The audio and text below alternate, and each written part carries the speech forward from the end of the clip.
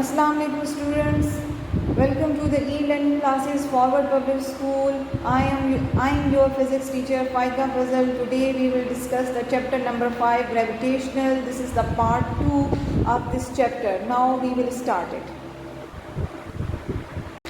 Okay students, this is the page number 133 and this is the topic number 2 mass of earth of the chapter number 5.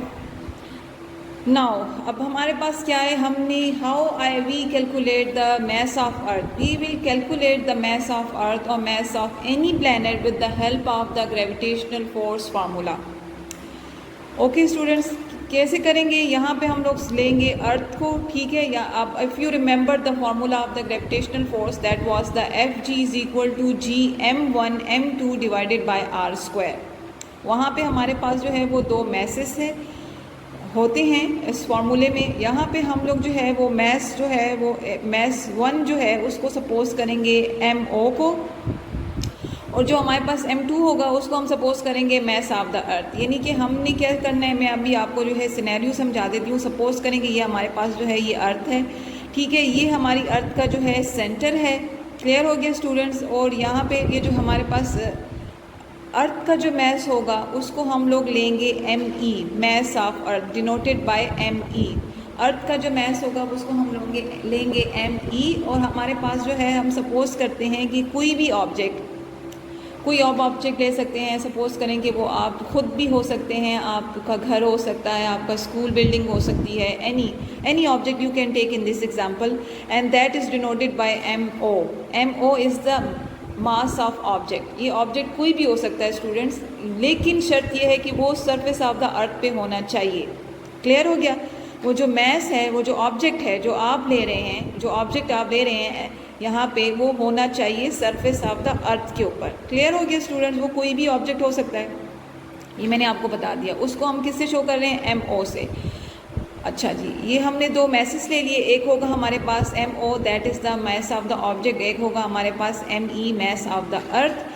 जी जो हमारे पास constant होता है, जो कि फार्मूले में इस्तेमाल होगा, जो कि जिसकी वैल्यू कांस्टेंट है, जो कि एक्सपेरिमेंटली प्रूफ है, that was the 6.67 × 10⁻⁻11 newton per metre पर kg स्क्वायर. ये हमारे पास जो है ये कांस्टेंट वैल्यू है, ठीक है. और R जो है वो हमारे पास जो है क्या होगा, रेडियस हमारे पास होगा, रेडियस ऑफ द अर्थ. हमारे पास क्या होगा, ये RE क्या होगा, रेडियस ऑफ द अर्थ. यानी कि ये जो ऑब्जेक्ट हमने जो सपोज किया है कि जो पड़ा है अर्थ की सरफेस से पर, अर्थ की सरफेस पे जो ऑब्जेक्ट पड़ा हुआ है उसका और सेंटर ऑफ द अर्थ तक का जो डिस्टेंस है वो हमारे पास बनता है रेडियस ऑफ द अर्थ. बनता है ना? ये आप अगर देखें, अगर इस डायग्राम को अगर आप गौर से देखें तो हमारे पास ये ऑब्जेक्ट है जिसको इन्होंने जूम इन करके बताया हुआ है कि सपोज़ करें कि ये हमारे पास स्कूल बिल्डिंग है या घर है, सपोज़ जो भी है, एक ऑब्जेक्ट है जो कि सरफेस ऑफ द अर्थ पे लाई कर रहा है, और उसका सेंटर ऑफ अर्थ के बीच तक का जो डिस्टेंस बन रहा है वो रेडियस ऑफ द अर्थ बन रहा है, जो कि हम लेंगे RE. नाउ हम स्टार्ट करते हैं. To determine the determination of gravitational constant help scientists to calculate the mass of Earth. ये जो ग्रेविटेशनल जो हमारे पास कांस्टेंट है, इसकी वजह से साइंटिस्ट ने जो है वो मैस ऑफ अर्थ को भी कैलकुलेट कर लिया है. Sun and other celestial objects. Celestial means heavenly, heaven में जितनी भी, मतलब कोई भी प्लैनेट, कोई भी स्टार, आप उसका जो है मैस कैलकुलेट कर सकते हैं with the help of this gravitational force formula. ठीक है, ये इन्होंने बताया है कि ये साइंटिस्ट को इसकी हेल्प करता है इसमें. Let an object of mass MO.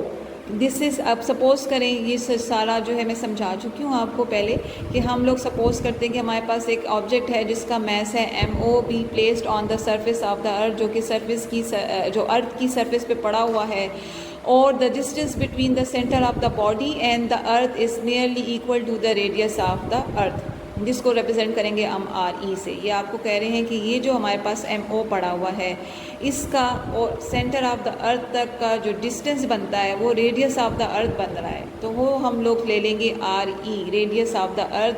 RE, R is the radius, यहाँ पे है रेडियस, ये जो डिस्टेंस बन रहा है वो रेडियस ऑफ द अर्थ बन रहा है. क्लियर हो गया स्टूडेंट्स? अगर हम लोग फार्मूले में वैल्यू डालेंगे तो वो इस तरह से बन जाएगा, FG is equal to G M0, this is the M1, ME, this is the M2, and the RE, this is the radius of the earth square. If the mass of the earth is me, then the force Fg will, which is the earth, attract the body towards the center. इसको हम लिख सकते हैं इस तरह, equation number 1 का हमने इसको नाम दे दिया. Now we know that the force of the gravity is equal to the weight of the body. अब हमने जो है ये भी पढ़ा कि हमारे पास जो फोर्स ऑफ ग्रेविटी होता है वो इक्वल होता है वेट ऑफ द बॉडी. ये हम पीछे चैप्टर नंबर 3 में सीख के आए कि वेट जो होता है एनी ऑब्जेक्ट का, that is equal to W is equal to mg. यहाँ पे हमारे पास जो ऑब्जेक्ट है वहाँ पे हमारे पास इसको हमने जो सपोज़ किया है, हम उसको जो है वो मैस लेंगे, मैस ऑफ द ऑब्जेक्ट लेंगे. ठीक है, ये हमारे पास MOG बन जाएगा. ठीक है, हम लोग जो है हम ये सीख चुके हैं कि ये जो W है, ये जो वेट होता है, एक्चुअली हमारे पास फोर्स होता है. तो इसको, इस इक्वेशन को हम जो है W is equal to mg को इस तरीके से लिख सकते हैं, because weight is the force. तो हम इसको इस तरह से लिख लेंगे, Fg is equal to m0g. अब चूँकि हम ये कह चुके हैं कि जो हमारे पास W जो था वो Fg है, तो Fg की वैल्यू हमारे पास एक और आ गई जो क्या है, m0g है. ये इक्वेशन नंबर 1 और इक्वेशन नंबर 2 को हम कंपेयर करेंगे. कंपेयरिंग कि हमारे पास जो इस इक्वेशन का जो हमारे पास जो लेफ़्ट हैंड साइड है Fg दोनों इक्वल हैं. जब ये दोनों इक्वल हैं तो इट्स मीन कि ये वैल्यू और ये वैल्यू इक्वल है. ठीक है, तो हमने कंपेयर कर लिया. ये हमारे पास इक्वेशन जब कंपैरिजन में लिखेंगे तो ये बन जाएगा m0g is equal to g m0. मतलब इक्वेशंस को हमने ये मौजूद हैं, इसको हमने आमने सामने करके लिख दिया. अब यहाँ पे स्टूडेंट्स आप देखें कि हमारे पास m0 जो है वो एक दूसरे के साथ जो है वो कैंसिल हो जाएगा. आप इसको जो है वो कैंसिल आउट कर दें. ठीक है, ये हमारे पास जो है ये कैंसिल हो जाएगा, ये कैंसिल हो गया. हमारे पास क्या बच गया, g is equal to g m/e square. ये हमारे पास जो है ये बच गया. ये m0 एक दूसरे के साथ कैंसिल हो गया. हमारे पास इक्वेशन जो बच जाएगी वो ये होगी. अगर हम इस इक्वेशन को, ये जो हमारे पास आई है, इसमें से अगर हम लोग me की वैल्यू निकालना चाहें, क्योंकि हमारा जो टॉपिक था वो क्या था, मैस ऑफ द अर्थ. हम क्या कैलकुलेट करना चाह रहे हैं, मैस ऑफ द अर्थ. अब हम क्या करेंगे, इस इक्वेशन को रीअरेंज करके लिख देंगे. ठीक हो गया. रीअरेंज जब करेंगे तो हमारे पास जो है ये बन जाएगा MEGRE square divided by g. ये कैसे होगा ये मैं आपको करके बता देती हूँ स्टूडेंट्स. अच्छा जी, हमने जो कैलकुलेशन की तो हमारे पास क्या आया, g is equal to capital G ME divided by RE square. अब हम क्या चाहते हैं, हम ME की जो है वो वैल्यू को फाइंड आउट करना चाहते हैं, ME की वैल्यू को. तो हम क्या करेंगे, हम जो है सबसे पहले जो इसके साथ जो डिवीज़न हो रही है, RE जो है RE स्क्वायर डिवाइड हो रहा है, हम इसको ख़त्म करने के लिए बोथ साइड पे मल्टीप्लाई कर देंगे. RE को बोथ साइड पे मल्टीप्लाई कर देंगे. मल्टीप्लिकेशन करेंगे तो RE जो है स्क्वायर कैंसिल हो जाएगा. हमारे पास जो है ये इक्वेशन बन जाएगी, RE square G is equal to capital G ME. ठीक है स्टूडेंट्स, ये इक्वेशन हो जाएगी. अब हमें तो ME की वैल्यू चाहिए. G जो है इसके साथ मल्टीप्लाई हो रहा है. मल्टीप्लिकेशन को ख़त्म करने के लिए हम क्या करेंगे, सिंपल G से डिवाइड करेंगे. बोथ साइड पे हम कैपिटल G को डिवाइड कर देंगे. हमारे पास जो है वो मैस ऑफ अर्थ क्या आ जाएगा, ME is equal to RE square G divided by G. Clear हो गया स्टूडेंट्स. ये आपके पास जो है वो मैस ऑफ द अर्थ को फाइंड आउट करने के लिए जो है वो फार्मूला आ गया. उसके बाद हम लोग जो है वो वैल्यूज़ को पुट करेंगे. वी नो दैट जो हमारे पास कैपिटल G है इसकी वैल्यू हमें पता है, that is the 6.67 into 10⁻⁻11 newton per metre square per kg square. Small g की value we know this 9.8 metre पर सेकंड स्क्वायर. और जो हमारे पास रेडियस ऑफ द अर्थ है वो भी हमारे पास जो है वो एक कांस्टेंट वैल्यू है जिसको आपने स्टूडेंट्स याद रखना है. अब मैं आपको बताती हूँ बुक पे. जी स्टूडेंट्स, अब आप देखिए बुक में जो है हमें ये दिया हुआ है, गिवन है कि g की जो वैल्यू है, मैंने अभी आपको बताया कि वो कांस्टेंट है, that is the 6.673 into 10⁻⁻11 newton metre square per kg square. ठीक हो गया स्टूडेंट्स. उसके बाद हमारे पास जो स्मॉल g की वैल्यू है दैट इज़ द 9.8 मीटर पर सेकंड स्क्वायर. ये भी हमें नोन है. इसको हम जो है मीटर पर सेकंड स्क्वायर को जो है वो न्यूटन पर kg की फॉर्म में लिखेंगे, बिकॉज हमने जो है वो मैस ऑफ अर्थ कैलकुलेट करना है. और जो मैस होता है उसकी वैल्यू जो है वो जो यूनिट है वो kg है. इसलिए जो है हम इसकी जो यूनिट है ये जो पर m मीटर पर सेकंड स्क्वायर है, इसको हम लोग न्यूटन पर केजी की फॉर्म में लिख सकते हैं। ये नेक्स्ट पेज पे गिवन है, मैं आपको बताती हूँ। और जो रेडियस ऑफ द अर्थ है that is the also constant, that is the 6.4 × 10⁻⁶ metre. ये भी स्टूडेंट्स आपने जो है वो याद रखनी है, ये वैल्यू भी जो है आपने याद रखनी है। ये तमाम कांस्टेंट वैल्यूज़ इस इक्वेशन में पुट करेंगे और मास ऑफ द अर्थ कैलकुलेट करेंगे।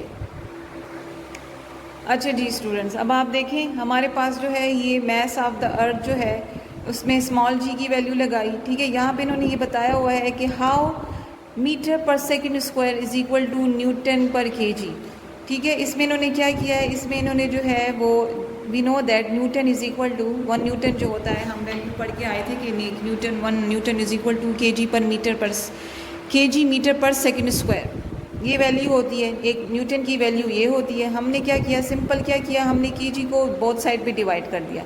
जब केजी को बोथ साइड पे डिवाइड कर देंगे तो हमारे पास आ जाएगा न्यूटन पर kg is equal to metre पर सेकंड स्क्वायर, ठीक है। ये आ गई वैल्यू हमारे पास कि मीटर पर सेकंड स्क्वायर जो है वो हमारे पास इक्वल होता है न्यूटन पर केजी के। तो हम इसकी जगह जो है वो ये लगाएंगे। क्यों लगाएंगे, क्योंकि हम चाहते हैं कि हमारे पास जो यूनिट है मास ऑफ द अर्थ वो केजी में आ जाए। अदरवाइज़ हमारे पास अगर आप ये पुटिंग नहीं करेंगे स्टूडेंट्स तो वो नहीं आएगी, केजी आपके पास वैल्यू नहीं आएगी।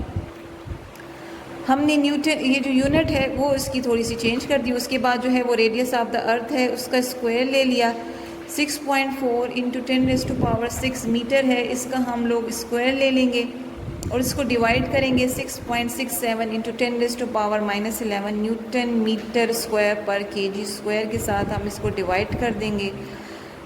मल्टीप्लिकेशन कर ली स्टूडेंट, पहले इसका स्क्वायर ले लेंगे, आपके पास आ जाएगा 4.1 × 10⁻13, ठीक हो गया स्टूडेंट्स। और इसको जो है मल्टीप्लाई करेंगे 9.8 के साथ। यहाँ पे आप देखें स्टूडेंट्स ये जो न्यूटन है ये इस न्यूटन के साथ कैंसिल हो जाएगा, क्लियर हो गया। ये जो हमारे पास मीटर स्क्वायर है ये इस मीटर स्क्वायर के नीचे जो मीटर स्क्वायर है इसके साथ कैंसिल हो जाएगा। ये नीचे जो है वो केजी स्क्वायर है, ऊपर के 1 केजी के साथ जो है वो कैंसिल हो जाएगा, 1 केजी जो है वो रह जाएगा। मल्टीप्लाई करेंगे 9.8 को जो है 4.1 के साथ और जो आंसर आएगा उसको 6.67 के साथ जो है वो डिवाइड कर दें आप लोग स्टूडेंट्स। आपके पास वैल्यू आ जाएगी 6 × 10⁻24 केजी। सिंपल मल्टीप्लिकेशन इन डिवीज़न है, इसको ज़रूर करें, खुद करें ताकि आपकी कैलकुलेशन में अगर कोई मिस्टेक है तो वो ख़त्म हो जाए। So we will find out the mass of the earth that is equal to the mass of the earth is equal to the 6 × 10⁻24 kg। ये हमारे पास एक वैल्यू आ गई mass of the earth, हमने फाइंड आउट कर लिया कि हमारे पास equal है 6 × 10⁻24 kg के। इससे से रिलेटेड जो है वो हमारे पास एग्जांपल है जिसमें हम लोग फाइंड आउट करेंगे mass of Jupiter को। मैंने अभी आपको बताया कि जो हमारे पास जो ग्रेविटेशनल जो फोर्स का फार्मूला है इसको यूज़ करते हुए हम किसी भी प्लैनेट का जो है वो मास फाइंड आउट कर सकते हैं। यहाँ पे इन्होंने हमें जो एग्जांपल में कहा है कि मास ऑफ जुपिटर हमने निकालना है। मास ऑफ जुपिटर के लिए इन्होंने स्टेटमेंट को हम पढ़ेंगे कि हमें क्या क्या चीज़ें गिवन हैं और उसके अकॉर्डिंगली जो है हम इसको सॉल्व करेंगे और मास ऑफ द जुपिटर जो है वो फाइंड आउट करेंगे। Jupiter is the largest planet in the solar system. Radius of the Jupiter, अब रेडियस ऑफ द जुपिटर इन्होंने दिया हुआ है, मेंशन भी किया हुआ है RJ से, ठीक है, स्मॉल RJ इन्होंने लिखा हुआ है। इट्स मीन कि ये रेडियस ऑफ द जुपिटर है, that is the 7.15 × 10⁻7 metre. The acceleration due to gravity on Jupiter is the 24.7 newton पर केजी। यहाँ पे इन्होंने जो है वो स्मॉल g की वैल्यू दी हुई है ग्रेविटी की। ग्रेविटी ऑन जुपिटर जो है वो हमारे पास कितना होता है 24.7 न्यूटन पर केजी। हमें कहा गया है कि calculate the mass of the Jupiter, हमने मास ऑफ द जुपिटर को जो है वो कैलकुलेट करना है। हाउ, गिवन क्या है, radius of the Jupiter RJ से हमने इसे शो किया, that is the 7.15 × 10⁻7 metre. Acceleration due to gravity, small g की वैल्यू जो है, रिमेंबर स्टूडेंट्स ग्रेविटी की वैल्यू हर प्लैनेट पे अलग अलग होती है। हमारे प्लैनेट पे अर्थ पे जो ग्रेविटी की वैल्यू है दैट इज़ द 9.8 मीटर पर सेकंड स्क्वायर। सॉरी स्टूडेंट्स, जो ग्रेविटी की वैल्यू जुपिटर पे होगी दैट इज़ द 24.7 न्यूटन पर KG. Gravitational constant we know वो हमेशा जो है वो 6.673 इंटू 10⁻⁻11 न्यूटन मीटर स्क्वायर पर केजी स्क्वायर ही रहेगा। रिक्वायरमेंट है हमारे पास mass of the Jupiter. Formula लगाएंगे। अभी जो हमने फार्मूला लगाया वहाँ पे हमारे पास मास ऑफ द अर्थ था। जहाँ जहाँ मास ऑफ अर्थ था वहाँ पे आप जो है वो लिख दें mass of Jupiter, gravity of Jupiter, radius of Jupiter. Values तमाम हमारे पास गिवन हैं। Gravity of Jupiter is also given, radius of Jupiter is also given, G is the constant, that is the you must know 6.673 into 10⁻⁻11 newton metre square पर KG square. Values को put करेंगे, calculation करेंगे, multiplication करेंगे। 24.7 को multiply कर देंगे 5.11 के साथ और डिवाइड कर देंगे 6.67 के साथ और हमारे पास आंसर आ जाएगा, मास ऑफ जुपिटर आ जाएगा, that is the 1.89 into 10⁻27 kg।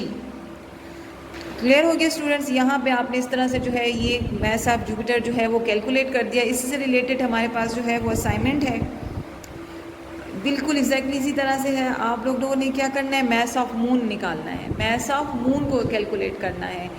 उसके लिए आपके पास जो है वो क्या है, आपके पास radius of moon is given 1.74 into 10⁻6 metre and the gravity on the moon is the 1.6 metre पर सेकेंड स्क्वायर। ठीक हो गया स्टूडेंट्स। ये आपको ग्रेविटी दिया हुआ है, मून की ग्रेविटी दी हुई है और मून का रेडियस दिया हुआ है। आपने जो है वो मून का जो है वो मास कैलकुलेट करना है सेम एग्जैक्टली इस फार्मूले से। ठीक है, जहाँ पे यहाँ पे हम जो इस वक्त हमने जो है जुपिटर का निकाला मास, तो ये हमने जे लिखा हुआ था। अब चूँकि हम लोग मून की बात कर रहे हैं तो ये होगा मास ऑफ मून mm हो जाएगा, mass of moon, gravity of moon and the radius of the moon. जहाँ जहाँ जे है वहाँ वहाँ mm लिख दें। m मीन्स के moon, mass of moon, radius of moon and the gravity of moon. ये फार्मूला यूज़ करें और आप जो है वो मास ऑफ मून को कैलकुलेट कर लेंगे। होपफुली आप लोग जो है वो इसको सॉल्व कर पाएंगे। और इसके साथ आपके पास जो है एक हमारे पास नेक्स्ट पेज पे जो है वो टेबल भी गिवन है, इसको भी थोड़ा सा डिस्कस कर लेते हैं। यहाँ पे आप देखें टेबल में हमारे पास जो है इन्होंने जो है हर प्लेनेट का रेडियस दिया हुआ है, मास दिया हुआ है, ठीक है, और ग्रेविटी दी हुई है और इन्होंने साथ में ऑर्बिटल पीरियड भी दिया हुआ है। रेडियस इन्होंने दिया हुआ है, जाहिर सी बात है हम यही कंसिडर करते हैं कि हमारे पास जो भी जो प्लैनेट्स हैं जो या स्टार्स हैं वो हमारे पास स्फेयर फॉर्म में होते हैं, तो डेफिनेटली जो स्फेयर यानी कि सर्कल में होगा, उसकी शेप में होगा, उसका रेडियस तो एग्जिस्ट करेगा। मास कितना है केजी में दिया हुआ है और हर प्लैनेट की अपनी अपनी ग्रेविटी होती है, वो इन्होंने यहाँ पे दी हुई है। मरकरी की ग्रेविटी दी हुई है, वेनस की दी है, अर्थ की दी है, मार्स की, जुपिटर की, सैटर्न, नेपच्यून, सन सबकी दी हुई है। ठीक है, सबकी ग्रेविटी दी हुई है, रेडियस दिया हुआ है, मास दिया हुआ है। और ऑर्बिटल पीरियड का मतलब ये है कि जैसे मरकरी जो है, या जैसे हम पहले अर्थ को देखते हैं कि हमें पता है कि हमारी जो अर्थ अपने जो पूरा ऑर्बिट का जो डिस्टेंस है अराउंड द सन वो 1 ईयर में कंप्लीट करती है। मरकरी चूँकि बहुत क्लोजेस्ट है सन के, तो उसका जो ऑर्बिटल पीरियड है वो सबसे कम है, दैट इज़ द 0.241। ये ऑर्बिटल पीरियड है कि कितने टाइम पीरियड पे जो है वो एक प्लैनेट जो है वो अपना सर्कल, एक ऑर्बिट जो है वो उसकी जो रिवॉल्वेशन हो रही है वो कंप्लीट करता है। क्लियर स्टूडेंट्स, ये जो टेबल है ये हमें ये इन्फॉर्मेशन दे रहा है। होपफुली स्टूडेंट्स आपको ये जो ग्रेविटेशनल फील्ड का टॉपिक जो है ये हमारे पास जो था टॉपिक मास ऑफ द अर्थ, ये समझ आ गया होगा और आप इसको ज़रूर जो है वो प्रैक्टिस करें और स्टे सेफ, स्टे होम। अल्लाह हाफिज़, थैंक यू।